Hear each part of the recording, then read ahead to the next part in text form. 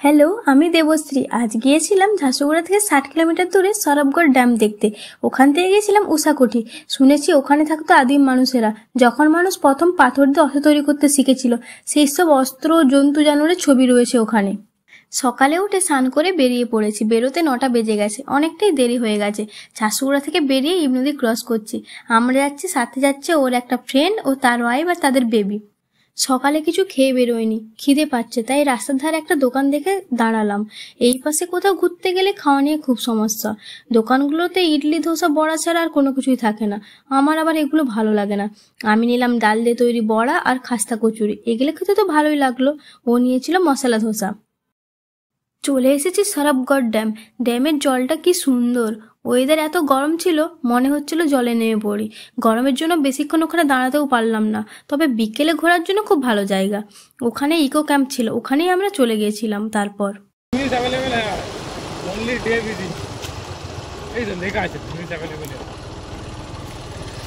একটা বাজে এমন একটা জায়গাতে এসেছি, না আছে খাওয়ার দোকান, না আছে কিছু।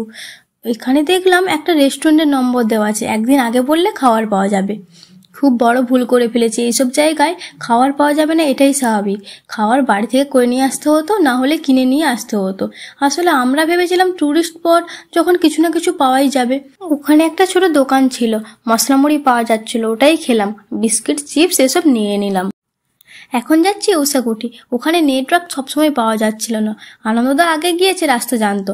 লোকাল একজনকে জিজ্ঞেস করতে বললো, আনন্দদা যে রাস্তা জানে ওটা দিয়ে গেলে নাকি অনেক টাইম লাগবে, সামনের রাস্তা দিয়ে গেলে অনেক তাড়াতাড়ি হবে।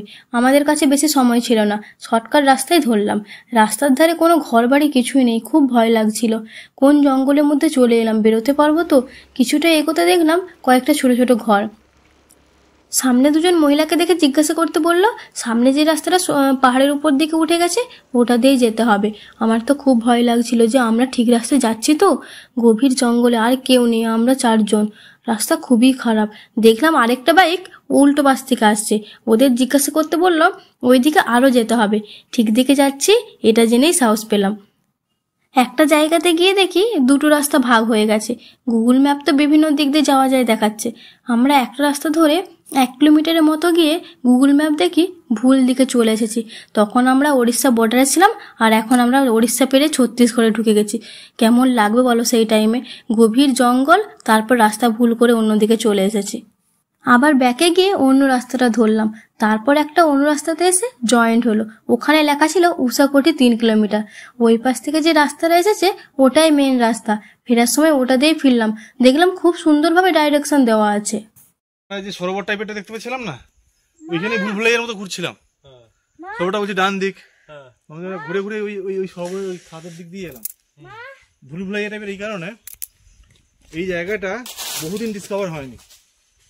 এই 2018-19 দিকে মনে হয়, বা 20 দিকে। হ্যাঁ, 18-19 এই ঠিক করোনা পেরিয়ে 1-2 বছর দিক হবে মনে হয়। বাবা ইয়ে করিস না, শোন না, হিস্ট্রিটা শোন না। এই জায়গাটা সম্বন্ধে জানতে পারা যায়, কি বললাম বুঝেছ? এই জায়গাটা সম্বন্ধে জানা যায়, মানে বাকি লোক জানে। কিন্তু তুমি আজ থেকে 10 বছর পিছনে চলে যাও, এই এরিয়াতে বলছি, এখানকার লোকজন না বাইরে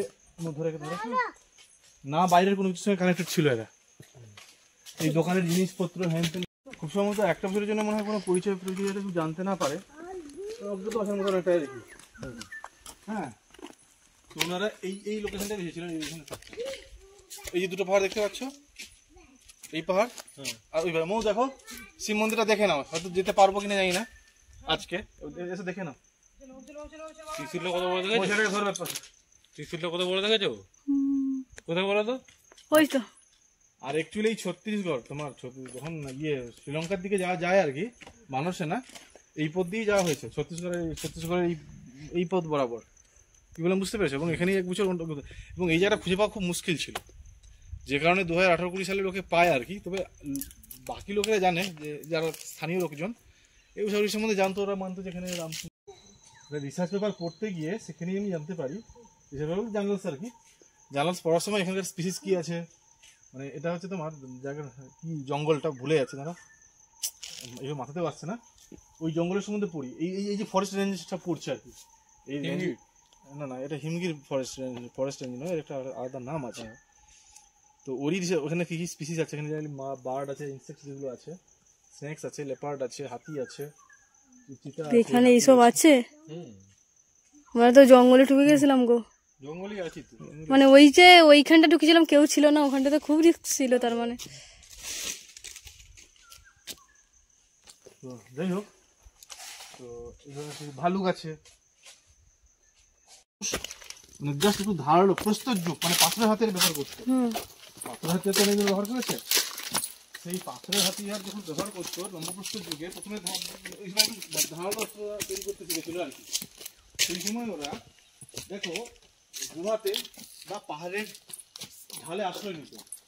এই একটা ঢাল দেখতে পাচ্ছি, যেখানে মানুষ প্রাচীন মানুষ আশ্রয় নিয়ে থাকতেছিল।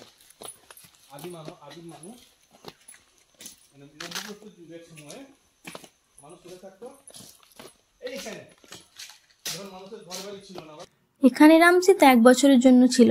আনন্দদা এইসবই গল্প করছিল আমাদের সাথে। জায়গাটা খুব সুন্দর। মানুষজন কেমন করে এত সুন্দর জায়গাগুলোকে নষ্ট করে এইসব চক দিয়ে, ওই জন্য এখানটা ঘিরে দেওয়া হয়েছে সরকারের তরফ থেকে। যেটা এই যে কালারটা দেখতে পাচ্ছেন, ওটা রেড উঠছে, ওটা দিয়ে আঁকতে হবে। ওটা কি জিনিস? রেড উঠছে, আমি ইংলিশ টার্মটা জানি, বাংলা টার্মটা জানি না। ওই লাল কোন রকমের ও তো উঁচু পর্যন্ত কি করে? ঝাঁসুগুড়া আসতে প্রায় 7:30 বেজে গেছে। মাঝে সন্ধ্যেবেলা হালকা টিফিন করেছিলাম রাস্তাতে। ঝাঁসুগুড়াতে এসে রেস্টুরেন্টে রাতের ডিনারটা করেই বাড়ি ফিরেছিলাম।